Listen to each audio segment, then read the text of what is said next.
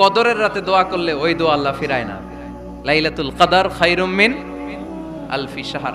আম্মা জান আয়েশাকে আল্লাহর হাবিব শিখায় দিলেন, আয়েশা কদরের রাত যদি পাও এই দোয়াটা করো, আল্লাহুম্মা ইন্নাকা আফুউন তুহিব্বুল, পারেন না এটা আপনারা মুখস্থ করেন নাই?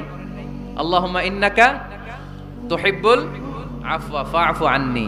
আল্লাহ আপনি ক্ষমাশীল, আল্লাহ আপনি ক্ষমা করাকে পছন্দ করেন, আল্লাহ আপনি আমারে ক্ষমা করে দেন। পড়েন আমিন। জুমার দিনে দোয়া কবুল হয়। আল্লাহর হাবিব বলেন একটা সময় আছে জুমার দিন দোয়া করলে কবুল করে কে? সময়টা কখন? মুহাদ্দিসিন ইকরাম অনেক ইখতিলাফ করেছে। সবচেয়ে গ্রহণযোগ্য মতামত হচ্ছে আসরের সালাতের পরে। জুমার দিন আসরের সালাতের পরে সূর্য ঢলে পড়ার আগে দোয়া করলে কবুল করবে কে? কোরআন খতমের পরে দোয়া করলে কবুল হয়। কোরআন খতম করেন না আপনারা? তারপরে যে দোয়াটা করবেন কবুল করে কে? হজে গিয়ে দোয়া করলে কবুল হয়। আরাফার ময়দানে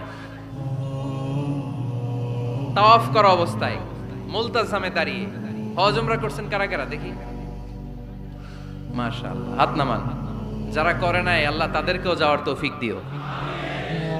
একটা জায়গা আছে হাজরে আসওয়াদের কর্নার, তার ডানে কাবা ঘরের দরজা। এই দরজা আর হাজরে আসওয়াদ পাহাড়ের মাঝখানে কাবা ঘরের যে জায়গাটারে আরবিতে বলে মুলতাজাম। আরবিতে কি বলে? সবাই বলেন কি বলে? মুলতাজাম। এখানে দাঁড়িয়ে গা লাগিয়ে দোয়া করলে এই দোয়া আল্লাহ ফিরায় না।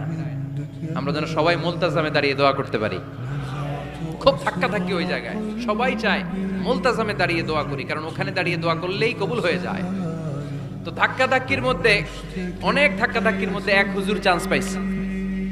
তো এই মাওলানা ছিল খুব চালাক মাশাআল্লাহ। উনি অনেক ধাক্কা ধাক্কি করে কোন রকম মুলতাজামের মধ্যে যে গা লাগাইছে, লাগাইয়াই একটা দোয়া করছে। দোয়াটা হইতেছে, আল্লাহ জীবনে যত দোয়া করছিলাম আর যত দোয়া করব সব দোয়া তুমি কবুল করে নিও। এটা কইতে দেরি আরেক ধাক্কায় দূরে যেয়ে পড়ছে। কোনো সমস্যা নাই, যা চাওয়ার চাই লইছি। কত বড় চালাক দেখছেন? আল্লাহ বাড়ি দাও।